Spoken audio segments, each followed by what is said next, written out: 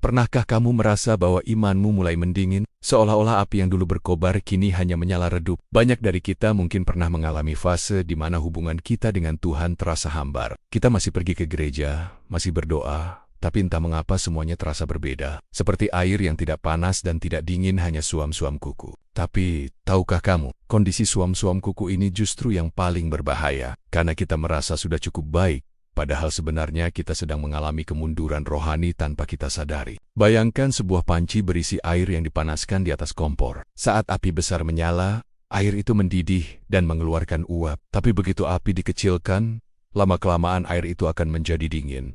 Sama halnya dengan iman kita. Tanpa api Roh Kudus yang terus menyala-nyala, iman kita bisa perlahan mendingin. Dalam kitab Wahyu, Tuhan memberi peringatan keras kepada jemaat di Laodikia. Dan Ia berkata dalam Wahyu 3 ayat 15-16, "Aku tahu segala pekerjaanmu.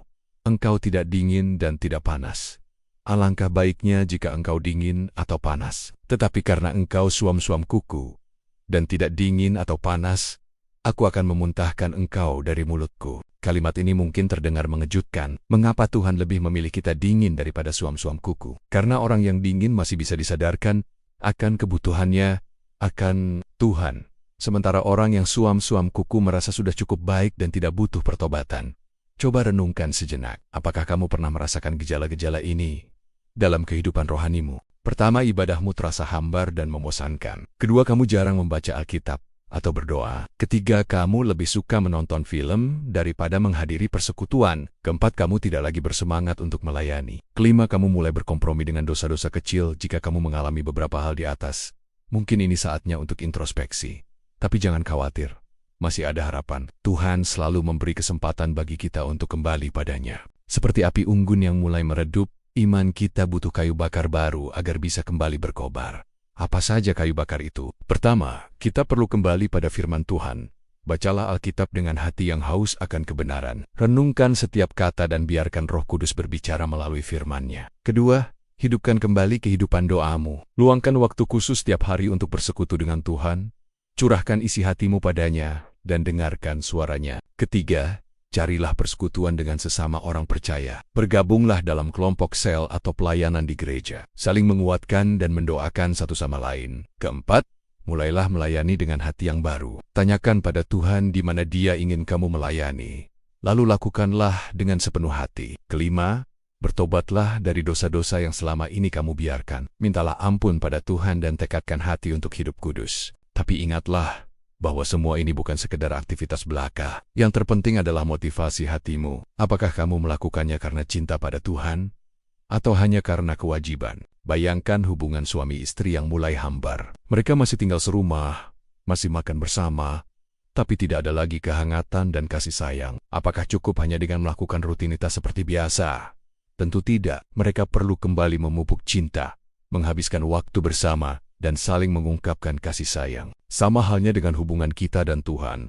Jangan biarkan rutinitas menggantikan relasi yang intim dengannya. Carilah Dia dengan segenap hatimu, dan Dia pasti akan menyatakan dirinya padamu. Dalam Yeremia 29 ayat 13-14 Tuhan berjanji, "Apabila kamu mencari Aku, kamu akan menemukan Aku. Apabila kamu menanyakan Aku dengan segenap hati, Aku akan memberi kamu menemukan Aku." Demikianlah firman Tuhan. Dan Aku akan memulihkan keadaanmu. Janji ini masih berlaku sampai hari ini. Tuhan rindu memulihkan hubungannya denganmu. Dia ingin menyalakan kembali api yang telah redup dalam hatimu. Tapi ingatlah bahwa proses ini tidak selalu mudah. Kadang kita perlu melalui api pencobaan agar emas iman kita dimurnikan. Seperti yang tertulis dalam 1 Petrus 1 ayat 7. Maksud semuanya itu ialah untuk membuktikan kemurnian imanmu yang jauh lebih tinggi nilainya daripada emas yang fana, yang diuji kemurniannya dengan api, sehingga kamu memperoleh puji-pujian dan kemuliaan dan kehormatan pada hari Yesus Kristus menyatakan dirinya. Jadi jangan takut jika kamu menghadapi kesulitan dalam proses pemulihan imanmu. Justru melalui tantangan itulah imanmu akan semakin kuat. Saudaraku,